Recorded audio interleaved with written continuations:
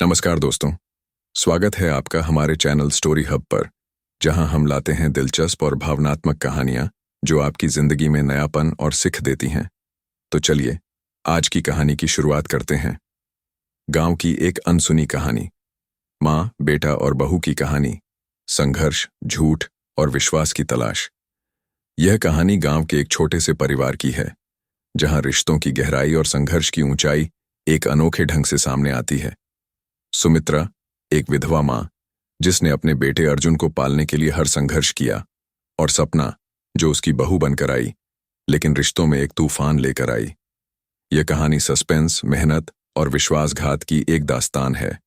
गांव की कच्ची गलियां, मिट्टी से सने हुए पैर और रिश्तों के ताने बाने। यह कहानी है सुमित्रा की, जो एक साधारण और संघर्षशील महिला है। पति की मृत्यु के बाद उसने अकेले अपने बेटे अर्जुन को पाल पोस कर बड़ा किया। उसका सपना था कि उसका बेटा बड़ा आदमी बने और उसकी मेहनत रंग लाए। लेकिन जिंदगी हमेशा हमारी सोच के मुताबिक नहीं चलती। अर्जुन की शादी सपना से होती है, जो गांव की सीधी सादी लड़की लगती है, लेकिन उसका असली मकसद कुछ और ही होता है।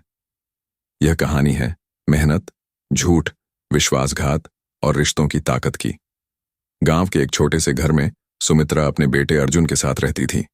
उसका पति रमेश एक मेहनती किसान था, जिसने अपनी जिंदगी खेतों में बिता दी। लेकिन एक दिन अचानक आई बीमारी ने रमेश को उससे छीन लिया। रमेश की मृत्यु के बाद सुमित्रा ने अकेले अर्जुन की परवरिश का बीड़ा उठाया। वह खेतों में दिन रात मेहनत करती, ताकि अर्जुन की पढ़ाई में कोई कमी न हो। सुमित्रा की दिनचर्या में सिर्फ दो चीजें थीं, अर्जुन की पढ़ाई और खेतों का काम। उसने अपनी खुशियों को अर्जुन के सपनों में समेट लिया था। अर्जुन को भी यह एहसास था कि उसकी मां कितनी मेहनत कर रही है। अर्जुन एक होशियार लड़का था। स्कूल में उसके अच्छे नंबर आते थे और गांव के लोग उसकी तारीफ करते नहीं थकते। सुमित्रा का सपना था कि अर्जुन शहर जाकर पढ़ाई करे और एक बड़ा आदमी बने। सुमित्रा ने अपनी जमीन का एक हिस्सा बेचकर अर्जुन को शहर भेजा।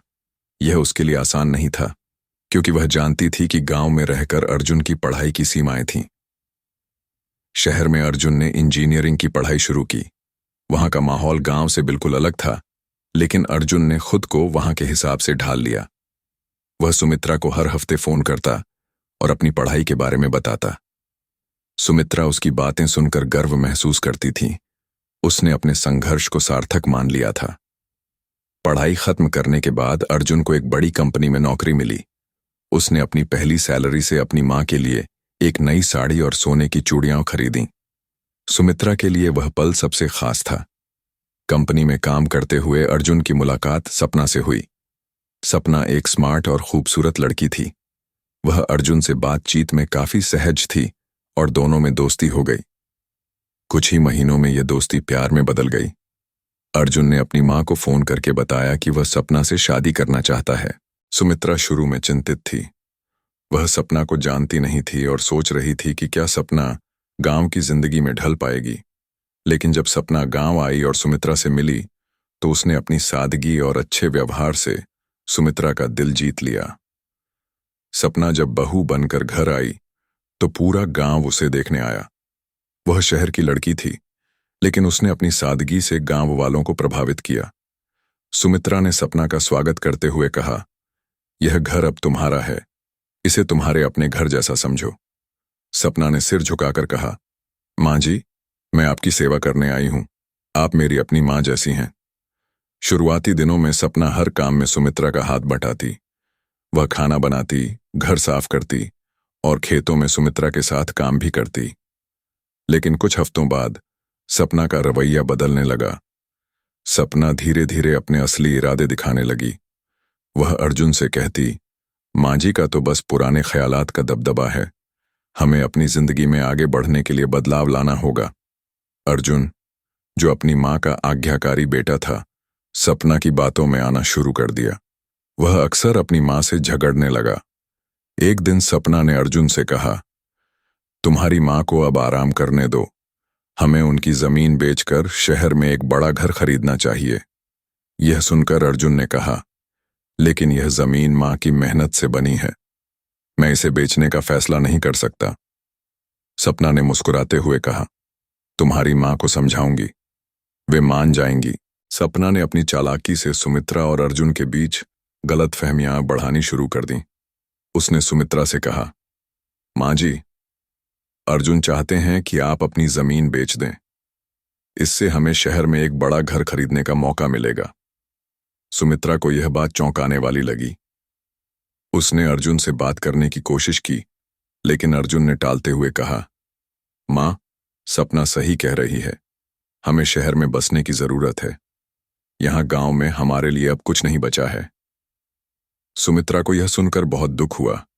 वह जानती थी कि अर्जुन यह सब अपनी मर्जी से नहीं कह रहा, बल्कि सपना की बातों में आ गया है। एक दिन जब सपना फोन पर किसी से बात कर रही थी, सुमित्रा ने उसे चुपचाप सुना। सपना कह रही थी, बस कुछ दिन और, जमीन बिक जाए, फिर हम इस गांव से हमेशा के लिए निकल जाएंगे। अर्जुन को तो मैं संभाल लूंगी, माँ जी की चिंता मत करो। यह सुनकर सुमित्रा को सपना के इरादों का पूरा अंदाजा हो गया, लेकिन वह चुप रही। उसने सोचा कि अगर वह अर्जुन को अब भी सच बताएगी तो वह यकीन नहीं करेगा। सुमित्रा ने चुपचाप सपना की हरकतों पर नजर रखना शुरू कर दिया। उसने देखा कि सपना गांव के एक प्रॉपर्टी डीलर से चोरी छुपे मिल रही है। एक दिन उसने सपना के कमरे में एक फाइल देखी जिसमें जमीन बेचने के दस्तावेज थे। अब सुमित्रा ने फैसला किया कि वह अपने बेटे को सपना की सच्चाई दिखाएगी। सुमित्रा ने गांव की पंचायत बुलाई और सपना की हरकतों का सबूत पेश करने का फैसला किया। उसने पंचायत में सपना की कॉल रिकॉर्डिंग, दस्तावेज और उसकी बातचीत के वीडियो दिखाए। पंचायत में जब यह सब सामने आया तो सपना का झूठ उजागर हो गया। वह जमीन और संपत्ति के लालच में अर्जुन से शादी करके घर आई थी। सपना ने अपना जुर्म कबूल कर लिया, लेकिन तब तक अर्जुन को अपनी गलती का एहसास हो चुका था। सपना का सच सामने आने के बाद अर्जुन ने अपनी माँ से माफी मांगी। उसने कहा, माँ, मैं आपकी मेहनत और बलिदान को समझ नहीं पाया। मैं सपना की बातों में आ गया, आप मुझे माफ कर दीजिए। सुमित्रा ने कहा, बेटा, माँ अपने बच्चों से नाराज नहीं होती, लेकिन याद रखना, रिश्तों में विश्वास सबसे जरूरी है। अर्जुन ने सपना को तलाक देकर अपनी माँ के साथ गांव में रहने का फैसला किया। उसने कहा, माँ, अब मैं आपकी उम्मीदों पर खरा उतरूंगा। हम साथ मिलकर इस घर को फिर से खुशियों से भर देंगे। यह कहानी हमें सिखाती है कि झूठ के जाल से रिश्ते टूट सकते हैं, लेकिन सच्चाई और विश्वास से उन्हें फिर से जोड़ा जा सकता है। मेहनत और ईमानदारी से जिंदगी में हर चुनौती को पार किया जा सकता है। तो दोस्तों, यह थी एक माँ, बेटे और बहू की कहानी, जिसमें सच्चाई, मेहनत और विश्वास ने जीत हासिल की। अगर आपको यह कहानी पसंद आई हो तो इसे लाइक करें, अपने विचार कमेंट में बताएं और चैनल को सब्सक्राइब करना न भूलें। अगली बार फिर मिलेंगे एक नई और दिलचस्प कहानी के साथ। धन्यवाद।